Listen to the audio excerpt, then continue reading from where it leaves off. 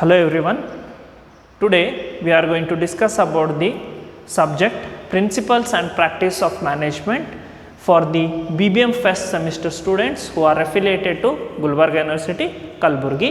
In this session we are going to see the introduction, meaning and various definitions given by different authors of the management.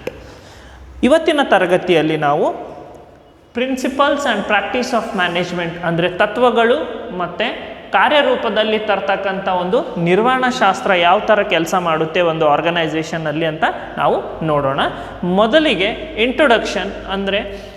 Introduction about the management. If you C management you might have heard everywhere because it is universal. That concept is a universal concept which is applicable everywhere.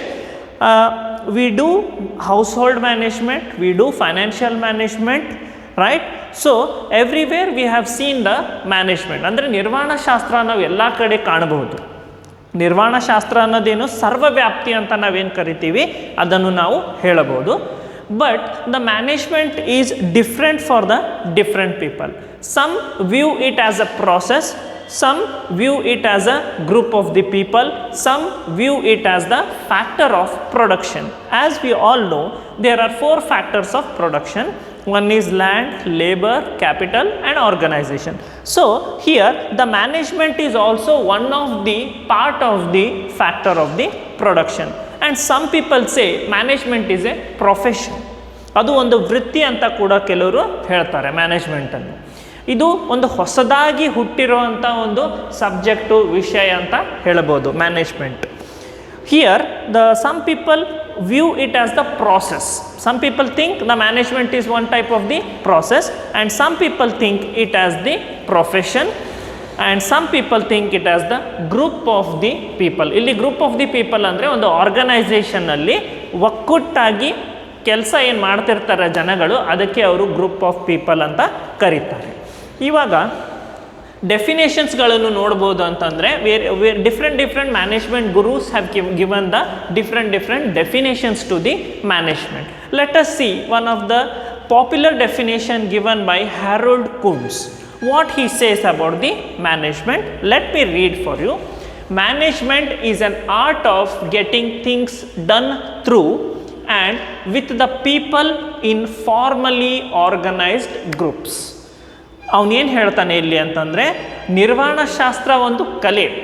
ಯಾವ ಕಲೆಯಪ್ಪ ಅಂತಂದರೆ ಬೇರೆಯವರಿಂದ ನಾವು ಯಾವ ಥರ ಕೆಲಸವನ್ನು ಒಂದು formally organised group ಅಂದರೆ ಒಂದು ಸಂಘಟಿತ ಆಗಿರುವಂಥ ಒಂದು ಒಕ್ಕೂಟಲ್ಲಿ ಏನಿರುತ್ತೆ, ಒಂದು ಆರ್ಗನೈಸೇಷನ್ ಏನಿರುತ್ತೆ, ಒಂದು ಕಂಪನಿಯಲ್ಲಿ ಏನಿರ್ತಾರೆ ಜನಗಳು, ಅವರಿಂದ ನಾವು ಯಾವ ಥರ ಕೆಲಸವನ್ನು ತಗೊಳ್ತೀವಿ, ಅವರಿಂದ ಕೆಲಸ ಯಾವ ಥರ ನಾವು ಎಕ್ಸ್ಟ್ರಾಕ್ಟ್ ಮಾಡ್ತೀವಿ ಅಂತ ಅದನ್ನೇ ನಿರ್ವಹಣಾ ಶಾಸ್ತ್ರ ಅಂತ ಕರೀತಾರೆ. ಯಾರು? Harold Koontz. So it is an art of getting things done through the others and in a formally organised groups. If I say to do something to somebody, he may not be doing that. If I have the order, right? If I have the order, then if I say him, if I have the power, if I say him, then he would be doing the work. ನನ್ನ ಹತ್ರ power ಇಲ್ಲ, ನನ್ನ ಹತ್ರ ಅಧಿಕಾರ ಇಲ್ಲ ಅಂತಂದರೆ ಯಾರು ಆ ಮಾತು ಕೇಳೋದಿಲ್ಲಲ್ಲ. Because he is responsible to me, he is accountable to me, that's why I can get the work done through him. That is what is the management. In the next definitions, we are going seeing the different meaning of the management. Next definition given by J.N. Schulz. What is management according to him? Management is the force which leads, guides and directs an organization in the accomplishments of predetermined object. If we see in this definition, it is the force. The management, he says, is the force which is leading, which is guiding and it is directing the organization, the people of the organization in order to achieve the predetermined objective. Here you are accomplishing certain goals which are already determined. That's why we are talking about the predetermined objective. ಇಲ್ಲಿ ಶೂಲ್ಸ್ ಏನು ಹೇಳ್ತಾರೆ ನಿರ್ವಹಣಾ ಶಾಸ್ತ್ರ ಅಂದರೆ ಅದು ಒಂದು ಶಕ್ತಿ, ನಮಗೆ ಅದು ಏನು ಮಾಡುತ್ತೆ, ನೇತೃತ್ವ ವಹಿಸುತ್ತೆ ಅದು ನಮಗೆ ಮಾರ್ಗದರ್ಶನ ನೀಡುತ್ತೆ, ಅದೇ ಥರ ನಮಗೆ ಅದು ಏನು ಮಾಡುತ್ತೆ, ನಿರ್ದೇಶನ ಕೊಡುತ್ತೆ.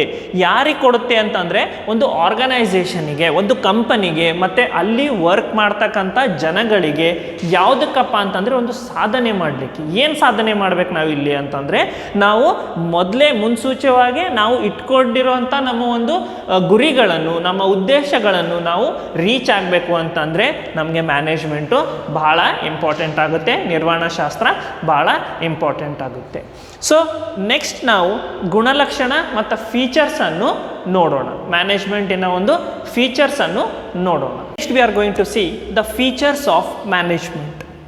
ನಾವು ಇವಾಗ ಲಕ್ಷಣಗಳನ್ನು ನೋಡೋಣ, ನಿರ್ವಹಣಾ ಶಾಸ್ತ್ರದ ಲಕ್ಷಣವನ್ನು ನೋಡೋಣ. First, if see universal concept, he says the management is a universal concept. ಅಂದರೆ ಸಾರ್ವತ್ರಿಕ ಒಂದು ಕಾನ್ಸೆಪ್ಟ್ ಅಂತ ನಾವು ಕರಿಬೋದು. ಅಂದರೆ it is applicable everywhere. The management is applicable everywhere. That's why we are calling it as the universal concept. You take arts, you take science, you take commerce, everywhere we require the management, because man management is there, money management is there, machine management is there.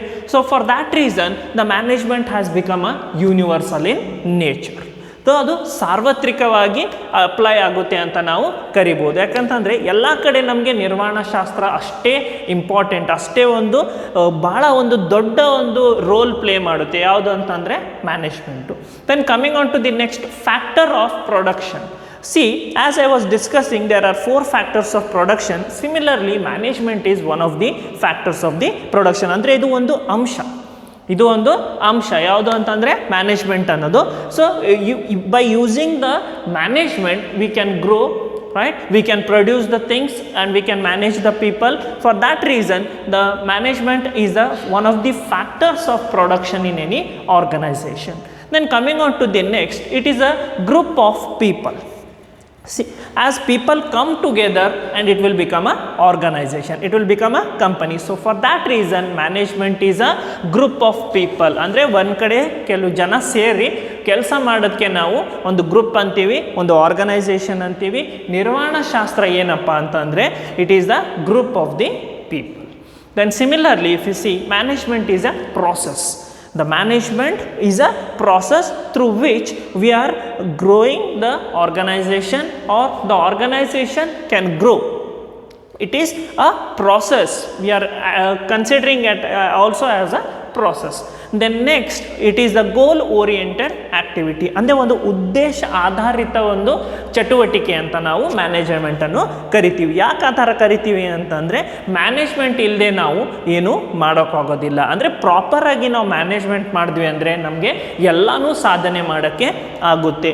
So ಇಷ್ಟೆಲ್ಲ ಏನಪ್ಪ ಅಂತಂದರೆ what we have seen in this session is introduction, meaning, definition and some of the features of the management. So in coming sessions we are going to see the different topics related to this particular subject, that is principles and practice of the management. Thank you very much.